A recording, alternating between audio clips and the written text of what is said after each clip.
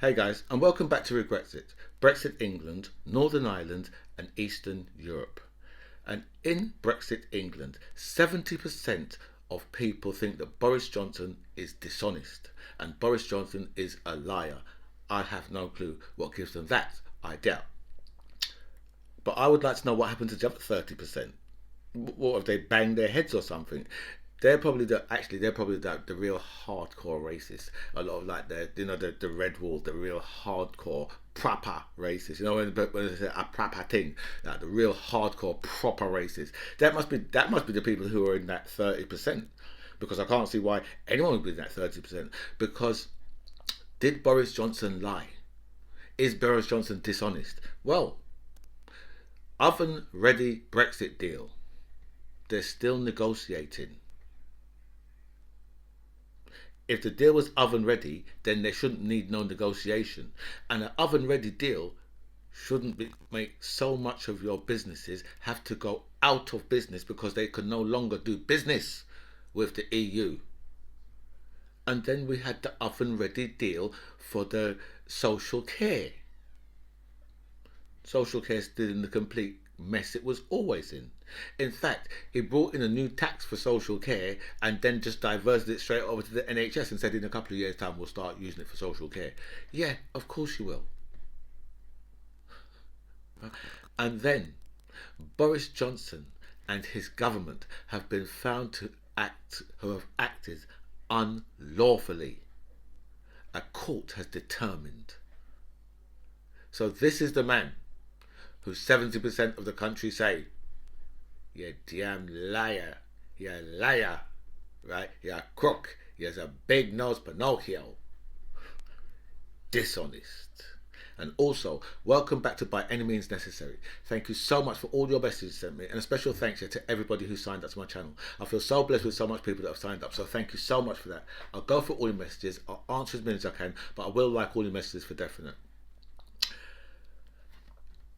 So we have had a Tory MP in the Houses of Parliament that has been seen to be downloading porn, or actually watching porn, right, in the chamber, and he's been seen by some, I believe, by some female Tory MPs. So he sat there on the green benches, yeah, I think on green benches, right, watching porn. I'm quite sure, right?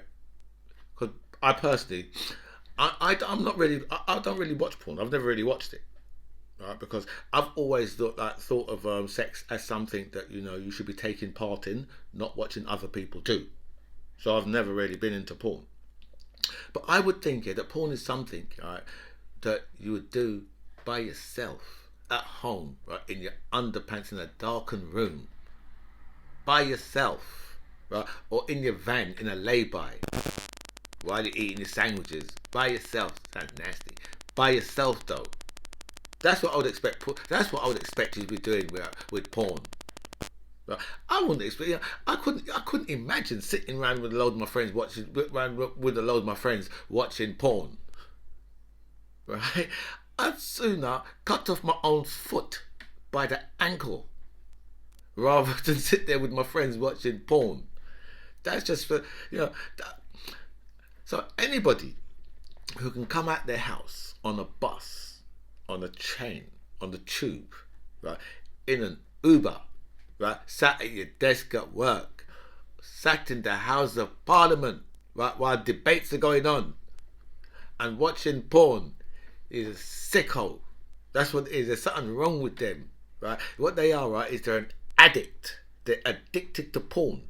If you can watch porn, right, under any circumstances apart from in your van, in a lay-by, right, or right at home in your underpants by yourself in a darkened room, then there's something wrong with you. If you have to be watching porn every and you know something, right?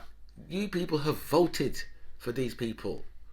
He's a Tory, so I know for a fact that I did not vote for him or her, but him, I believe. Well, it's got to be a bit because it was two women who saw, and they said it was a man.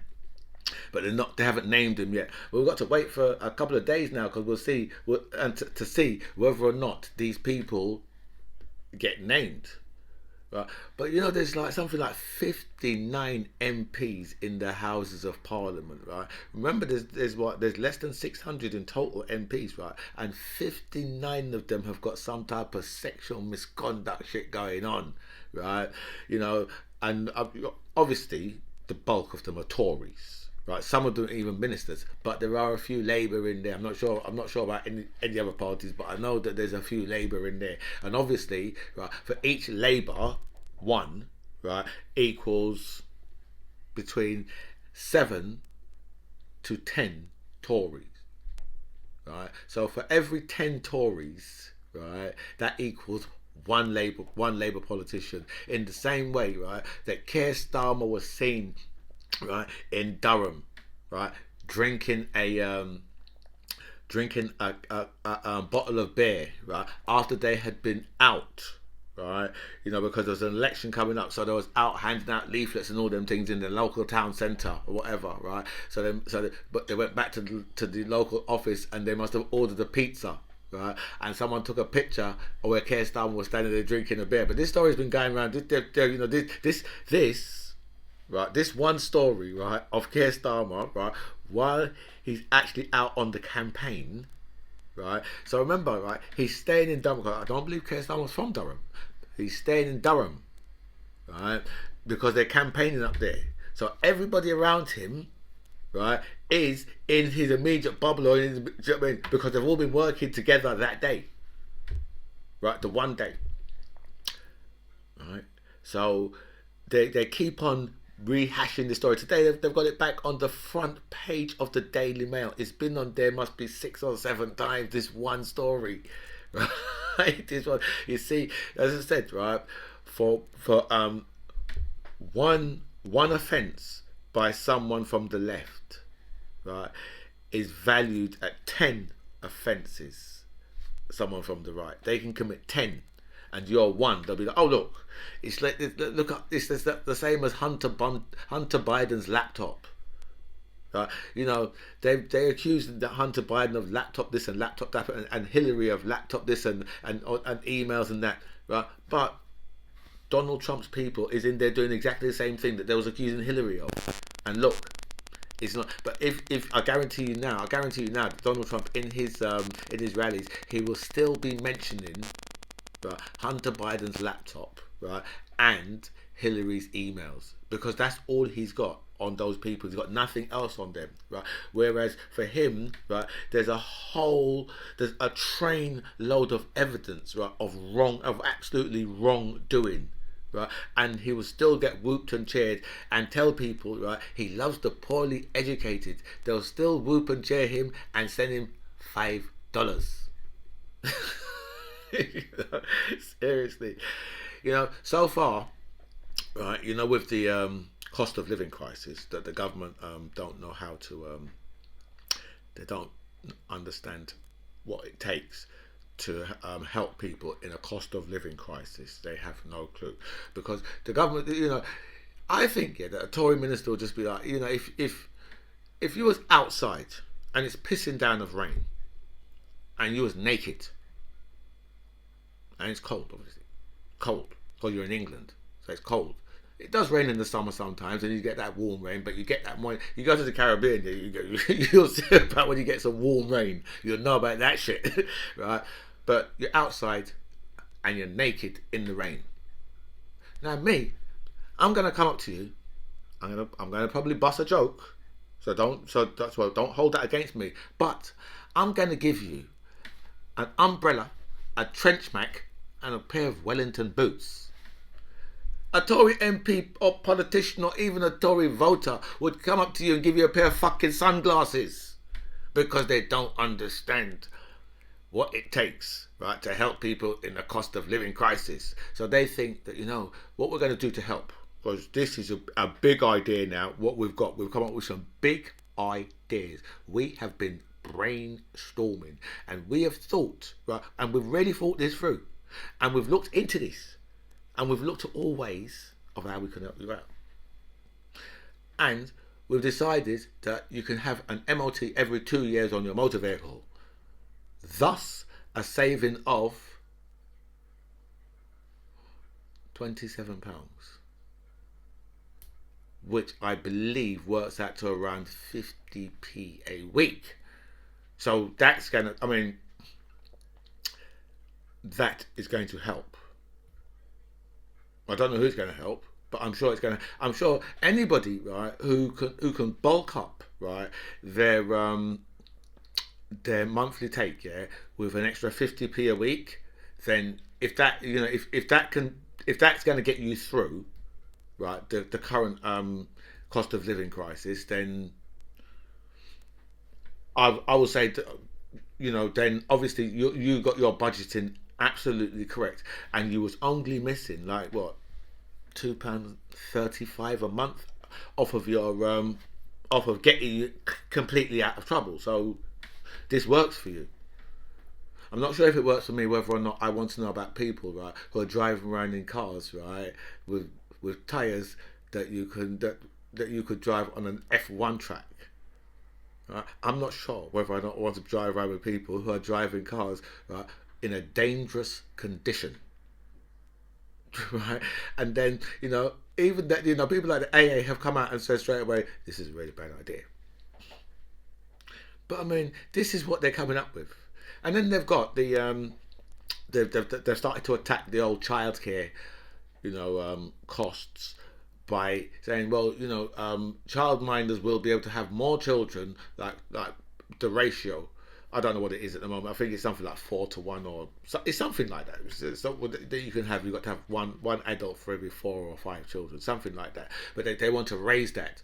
So in effect, what they want to do is make it more dangerous for your children while you're paying the extremely high childcare costs. Because I can guarantee you, even if, right, they're allowed to have more children, why are they going to drop the price for you? I mean, if they wanted to attack that, they could just say, well, we're going to give everybody childcare credits, right? So the government just said, we're going to pay X amount for everybody for their childcare, for everyone who's got children who need childcare. We're going to do, right, as a part of our levelling up agenda. But now their part of their levelling up agenda is to go after, right, the mechanics, right, and the childcare providers, who will be suffering exactly the same costs as all of the rest of us. And now, right, they're taking away a main part of their business, because MOTs is the main part of their business. You have to have that done every year. So that's so most garages can count on that work. A lot of them are counting on that work. That's their bread and butter. Right? So for the government to attack that, right, it just shows you that these people actually have no clue. They're looking completely in the wrong place. Well, as per usual. Rishi Sunak has been cleared of him and his wife cheating the taxes. Well, what else was you expecting? Because whatever these guys do, yeah, it is always within the rules. It's never against the rules. It's always in the rules. Whatever it is, whether they're building a duck house for themselves, right, it is within the rules.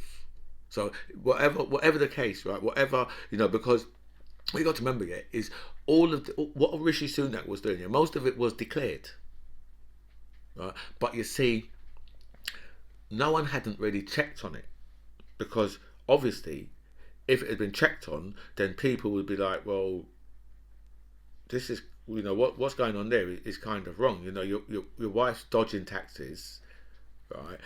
She's living in one of the most prestigious parts of London at our expense. Her travel costs, right, are done at our expense, because obviously she's got to go around with armed police. She's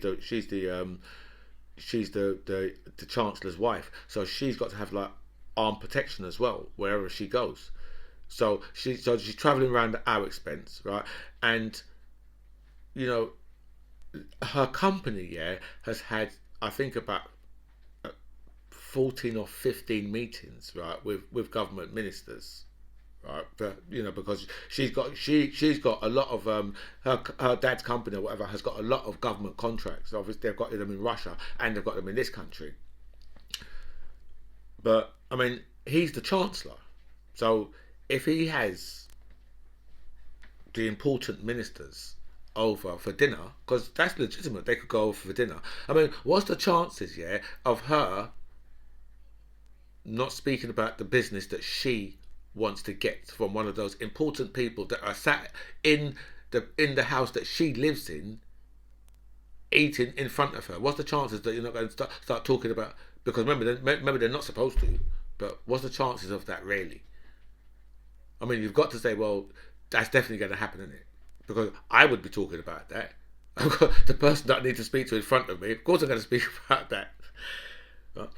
And Max Hancock has said he put a protective ring around the care homes during COVID. I remember you saying it, but I don't remember it happening.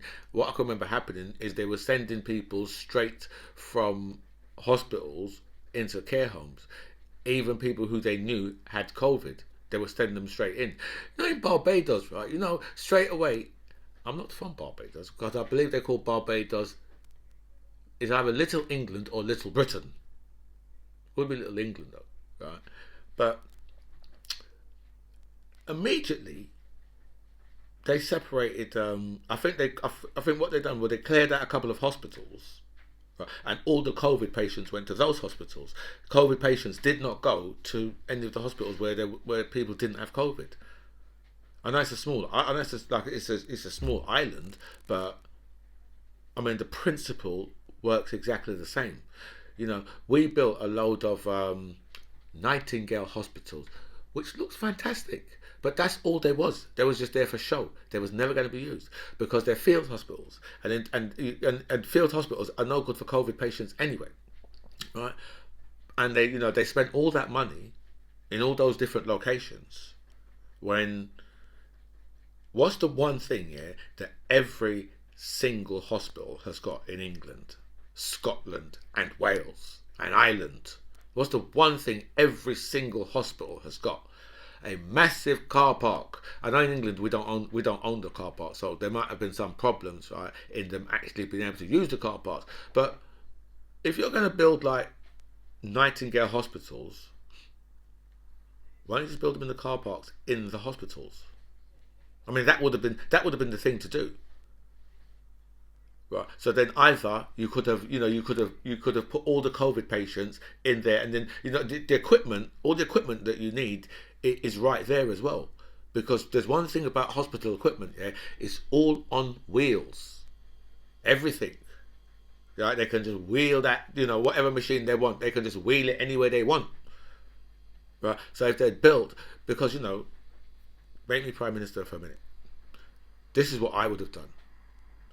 I would have closed the country down for 2 weeks, not let anyone in, not anyone out. Right? Nobody would have come to this country, right, for however long it took. Nobody would have left for however long it took. I would have built the Nightingale hospitals in the car parks of the hospitals, which makes a lot more sense, right? And make sure that COVID patients aren't mixed together. But Boris Johnson was up in the Houses of Parliament lying off his head again yesterday, right? And you think to yourself, seriously, you're going to stand there and you're just going to lie your head off again, just straight, doesn't care. Right? He's already, right, being investigated for misleading the House. Now he's just up in there just telling blatant lies. Talk about how he didn't know, right? Nobody knew about it could be passed on as asymptomatic. Well, we did know. We knew from the longest of time, right? Because I've known for must be 2 years, right? I've known that you can carry this disease, right, and pass it on without it affecting you. We've known that. And Boris Johnson yesterday lied his head off and said, no, we didn't know that. Yes, we did. Yeah, we did. Right? And that's the reason why the judge said, that what these people have done is untoward. Lawful. Now, on a general basis, right, if you go out and you do something unlawful today, right, say you go out and you go out on a road rage and you end up killing somebody, right, tomorrow morning your ass is going to wake up in Pentonville or Belmarsh, but you got 160,000 dead people, right, on your resume. Next thing you're in the House of Lords. Because that's the difference between them and us, right? When they are killing, murdering thousands of people, they get themselves elevated. We get elevated into one of Britain's most high maximum prisons, the Belmarsh or Pentonville. There are plenty of other prisons available, plenty, right? But yeah. So Matt Hancock, I mean, what would you expect? How would you expect someone like Matt Hancock, right, to be running this? To be run.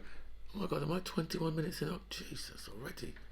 I'm 21 minutes in already. Right? How would you expect Matt Hancock, yeah, to be running, right, the COVID, the healthcare at that time, right, when he couldn't keep his filthy, dirty little big forehead, dirty little mitts, right, off of his assistant, right? The man was too busy, right, having affairs.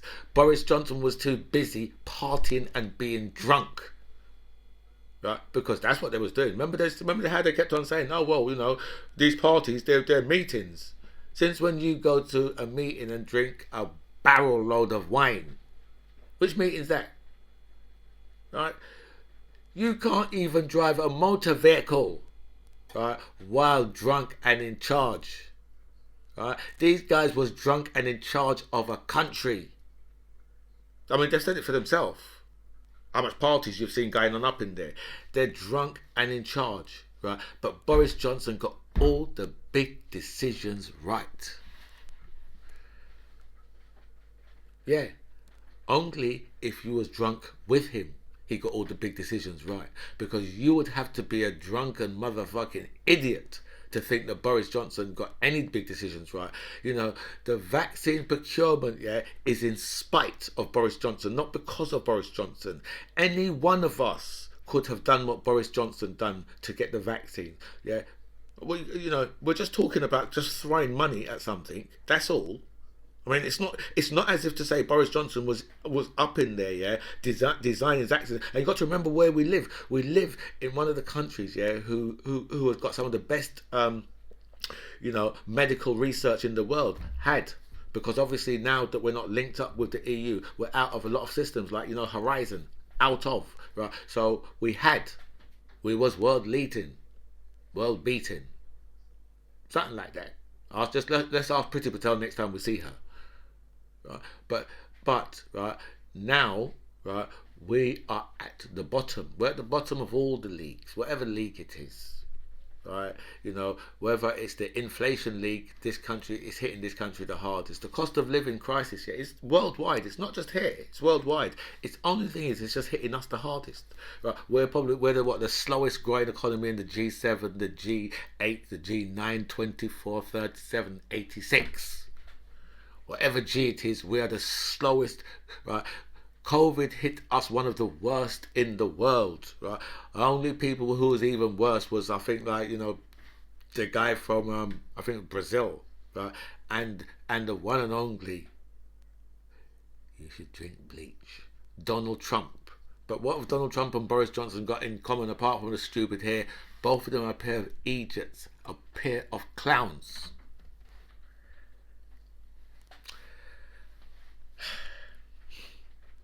The only man who can fit into a lady's 10-size pencil skirt, Jacob Rees-Mogg, is set to delay the fresh food import checks from the EU for the 4th time. It's 4 times now, right, that they've had to delay these checks. right? Because it's supposed to be, I think July is the next time it's coming in, but no, they've had to delay it already. Because you know why? Because they was never ready for Brexit. And if Brexit was going to be so good for this country, then why is it that we are going cap in hand to the EU, begging them for all sorts of different things? We're like, we're like the little children in Oliver. We're at the door, at the window, looking, and all we've got is gruel. And that gruel is the highest cost of living in the world. That's what that is. That's what the gruel is. Brexit is fueling the cost of living crisis, and Rishi Sunak risks making it even worse. Well, he's a billionaire, so he doesn't understand your life because he has more money than God. He's got more money than dirt. Right? He's one rich motherfucker. Right? And you tell me how the man who drives the Sierra is voting for the Tories when the Chancellor pool, his new swimming pool, costs him 13,000 years to pump the gas in it to heat that motherfucker up. And you have to go to the local swimming baths where it's cold and people are pissing in the water.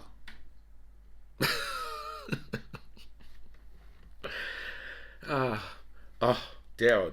Brexit voters will not be happy with the new immigration controls. Do you know how I know they won't be happy with the new immigration controls? Because I'm going to be happy with the new immigration controls. Because it's going to mean a lot more brown and black people coming to this country. And I, for one, am okay with that. And I can remember you Brexit voters saying, oh, well, it just means that we can open up to more people from the Commonwealth. And I'm thinking to myself, you know that very few Australians are going to come over, right? Yeah, because they're in the Commonwealth, right? So very few, right? So what you're going to have, right, is you're going to have a lot of very educated, right, people from Africa and people from India, and they're going to come over to lord it over you. Anyway, guys, look, I've gone so far over my time, so I had to bow out of here. This is By Any Means Necessary. I'm the MC John Ribbs. It was really nice to speak to you guys. Comments below.